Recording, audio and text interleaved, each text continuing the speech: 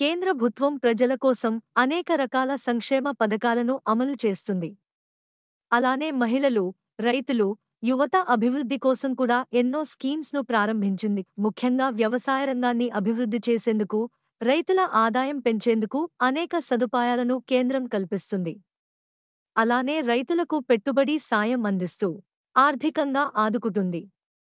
ఈ క్రమంలోనే తరచూ రైతులకు కేంద్ర ప్రభుత్వం గుడ్ న్యూస్ చెబుతుంది. ముఖ్యంగా పీఎం కిసాన్‌కి సంబంధించి ఏదో ఒక న్యూస్ వస్తోంది. అలానే తాజాగా 18వ విడత పీఎం కిసాన్‌కి సంబంధించి కీలక అప్డేట్ వచ్చింది. మరి ఆ వివరాలు ఏమిటో ఇప్పుడు చూద్దాం.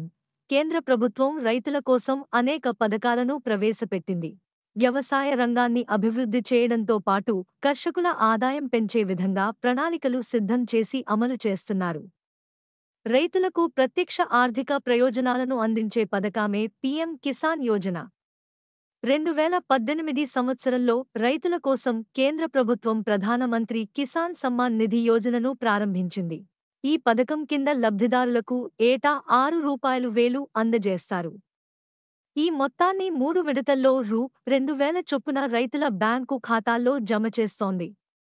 ఇప్పటివరకు 17 విడతల్లో భారత ప్రభుత్వం నిధులను విడుదల చేసింది.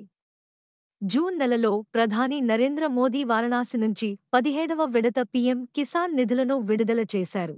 ఇక ఈ స్కీమ్ కింద తదుపరిగా 18వ విడత రావాల్సి ఉంది. 18వ విడతను పీఎం కిసాన్ యోజన అక్టోబర్ నెలలో కేంద్ర ప్రభుత్వం విడుదల చేయవచ్చు. అయితే ఈ నిధులు విడుదల సమయం దగ్గర పడేలోపు రైతులు కొన్ని ముఖ్యమైన పనులు చేయాల్సి ఉంటుంది. లేదంటే వారి పీఎం కిసాన్ నిధులు పడకుండా పోయే అవకాశం ఉంది. ఈ నిధులు పొందే రైతులకు సంబంధించి ఇప్పటికే కీలక విషయాలను కేంద్ర ప్రభుత్వం చెప్పిన సంగతి తెలిసింది. పథకం కోసం పొందాలనుకునేవారు, లబ్ధిదారులైన రైతులు ఈ కేవైసీ, భూమికి సంబంధించిన ధృవీకరణను పొందడం చాలా అవసరం. ఇప్పటివరకు ఈ కార్యక్రమాలు చేయని రైతులు వెంటనే చేసుకోవడం ఉత్తమం. లేకుంటే 18వ విడత నిధులు నిలిచిపోయే అవకాశం ఉంది. మరి ఈ స్కీమ్పై మీ అభిప్రాయాలను కామెంట్స్ రూపంలో తెలియజేయండి. మన ఛానల్కి సబ్స్క్రైబ్ చేసుకోండి, లైక్ చేయండి మరియు కామెంట్ చేయండి.